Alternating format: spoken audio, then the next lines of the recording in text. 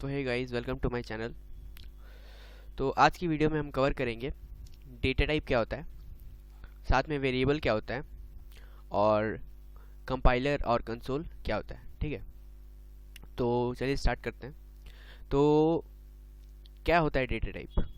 तो data types are the type of keywords which conveys the compiler which type of data a variable is going to hold. ठीक है, अब इसमें ये जो है ये तो हमारा डेफिनेशन हो गया। ठीक है, अब इसमें कुछ कुछ वर्ड है जैसे कीवर्ड्स। ठीक है, कीवर्ड्स के बारे में हम लोग पहले पढ़ चुके हैं। ठीक है, कंपाइलर, कंपाइलर क्या होता है ये भी हम लोग पढ़ेंगे अभी।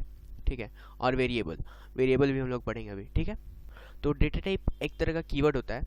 ठीक है, कीवर्ड होता है जो कंपाइलर को ये बताता है, कंपाइलर हम लोग पढ़ेंगे अभी, कंपाइलर को ये बताता है कि एक वेरिएबल यानी कोई भी एक वेरिएबल जो भी है, जैसे मैथ्स में वेरिएबल होता था, उसका एक्चुअल वैल्यू क्या होगा या फिर वो एक्चुअल मतलब एक्चुअली होल्ड क्या करेगा। जैसे कि वो एक नंबर होल्ड करेगा, या फिर वो एक पूरा सेंटेंस होल्ड करेगा, या फिर पूरा एक वर्ड होल्ड करेगा। ठीक है, तो इस तरह से बताता है कि ये जो कीवर्ड है ये जो बताता है कंपाइलर को कि कौन से टाइप का डेटा ये वेरिएबल होल्ड करेगा। ठीक है, अब आते हैं टाइप ऑफ डेटा टाइप्स में। ठीक है, तो टाइप ऑफ डेटा टाइप्स में हमारे पास दो टाइप ऑफ डेटा टाइप होते हैं। ठीक है, एक होता है फंडामेंटल डेटा टाइप, उसमें आते हैं 5 टाइप ऑफ डेटा टाइप्स। ठीक है, पहला होता है कैरेक्टर यानी कैर, दूसरा होता है इंटीजर यानी इंट, तीसरा होता है फ्लोटिंग वैल्यूज जो कि फ्लोट बोला जाता है उसको, फिर तीसरा होता है डबल, डबल भी एक डेटा टाइप होता है, और चौथा होता है वॉइड। अच्छा चलिए नीचे से स्टार्ट करते हैं। वॉइड का मतलब होता है नथिंग। ठीक है, नथिंग मतलब कुछ भी नहीं। डबल का मतलब होता है, डबल मतलब वो फ्लोटिंग वैल्यूज में ही कुछ होल्ड करेगा, लेकिन क्या होल्ड करेगा, वो थोड़ा फ्लोट वैल्यू से ज़्यादा होल्ड करेगा, मतलब ज़्यादा उसका कैपेसिटी होगा। ठीक है, अच्छा फ्लोट, फ्लोट मतलब डेसिमल पॉइंट में वैल्यूज होल्ड करेगा। Integer, integer I N T, int मतलब वो एक नंबर में होल्ड करेगा। ठीक है, नंबर होल्ड करेगा। ठीक है, उसके बाद कैरेक्टर, कैरेक्टर मतलब वो एक कैरेक्टर होल्ड करेगा, मतलब एक वर्ड होल्ड करेगा। ठीक है, आगे आते हैं डिराइव्ड डेटा टाइप्स में। तो डिराइव्ड डेटा टाइप्स में 4 होते हैं। एक होते हैं एरे, दूसरे होते हैं स्ट्रक्चर्स, तीसरे यूनियंस और चौथे इनम्स। तो इन चारों डिराइव्ड डेटा टाइप्स के बारे में हम लोग फ्यूचर में अच्छे से पढ़ेंगे। अभी के लिए बस इतना जान लीजिए कि ये 4 डेटा टाइप्स हमारे डिराइव्ड डेटा टाइप्स में आते हैं। ठीक है, तो चलिए डेटा टाइप्स और टाइप ऑफ डेटा टाइप्स में हम लोग पूरा हम लोग समझ गए कि क्या होता है। आगे बढ़ते हैं। What is a variable? अब यहाँ पे वेरिएबल आया था, तो वेरिएबल क्या होता है?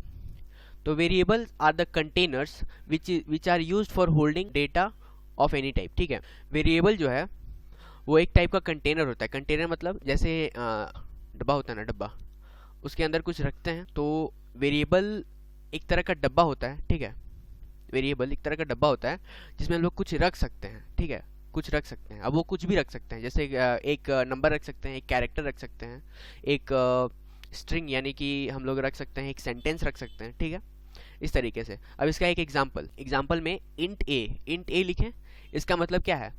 ए जो है ऊपर वाले एग्जाम्पल में, ए जो है, ये जो एग्जाम्पल है इसमें ए जो है वो एक वेरिएबल है जो कि यू होल्ड करेगा इंटीजर यानी न्यूमेरिक, न्यूमेरिक मतलब नंबर होल्ड करेगा, integer, integer numeric type of data.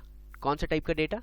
Integer type का डेटा। ठीक है, अब आते हैं, इतना तक तो हम लोग समझ गए कि वेरिएबल क्या होता है। अभी अगर नहीं समझे तो आप कमेंट कर सकते हैं, अच्छे से हम समझा देंगे। ठीक है, ठीक है, अब आते हैं कंपाइलर पे। कंपाइलर क्या होता है? तो compiler a software which is used for building and running the code, मतलब कोई भी एक सॉफ्टवेयर जो यूज़ किया जाता है कोई भी कोड को रन करने के लिए या बिल्ड करने के लिए। ठीक है, उसको बोलते हैं कंपाइलर, या फिर इसको अलग से भी बोल सकते हैं, जैसे कि फॉर एग्जांपल अदर वर्ड्स में भी बोल सकते हैं, जो कि ट्रांसलेट करता है किसी भी कोड को। यानी कि हम लोग अपना जो कोड लिखते हैं वो तो इंग्लिश में होगा, बट उसको क्या करेगा, एक मशीन रीडेबल फॉर्म में यानी कि ऐसा फॉर्म में कन्वर्ट करेगा और आउटपुट डिस्प्ले करेगा कि वो मशीन को भी समझ में आए और हम लोग को भी समझ में आए। ठीक है, समझ में आ गया? अब इसका कुछ एग्जांपल, कंपाइलर का कुछ एग्जांपल होता है कोड ब्लॉक्स। कोड ब्लॉक्स देखिए, कोड ब्लॉक्स हम दिखा देते हैं आपको, कोड ब्लॉक्स कैसा दिखता है। देखिए ये कोड ब्लॉक्स है, ठीक है, कोड ब्लॉक्स। फिर डेव सी फिर एक टर्बो सी, ये हमारे 3 कंपाइलर्स हैं। कंपाइलर्स और भी होते हैं, सी के लिए, सी के बेसिस पे हम ये 3 कंपाइलर्स आपको बता रहे हैं, ठीक है। अब आता है कंपाइलर्स तो समझ गए, कंसोल क्या होता है। तो कंसोल के बारे में, अ स्क्रीन और N interface on which an output of a code is visible, ठीक है। किसी भी स्क्रीन पे कोई भी एक ऐसा स्क्रीन जिसपे किसी भी कोड का आउटपुट विजिबल हो, उसको हम लोग क्या बोलते हैं, कंसोल बोलते हैं, ठीक है। अब इसको हमको दिखाने के लिए हम आपको एक कोड रन करके दिखाते हैं, ठीक है। मान लीजिए ये कोड है, ये कोड अभी हम आपको समझाएंगे नहीं, फ्यूचर में हम सारा कोड रन करके भी दिखाएंगे और समझेंगे भी, ठीक है। तो अभी हम इसको रन करते हैं, ठीक है। तो ये जो ब्लैक कलर का स्क्रीन आया, ये जो सामने आपको स्क्रीन दिख रहा है, इसको हम लोग कंसोल बोलते हैं, ठीक है। समझ में आ गया। तो इस तरीके से मुझे लगता है कि आपने सारी चीज़ों को समझ लिया, ठीक है, और आपको सब समझ में आया। और अगर कोई दिक्कत हो तो आप मुझे कमेंट्स में कुछ लिख सकते हैं, जो भी दिक्कत होगा हम उसके बारे में देख के हम आपको बता देंगे, ठीक है। तो चलिए, थैंक यू।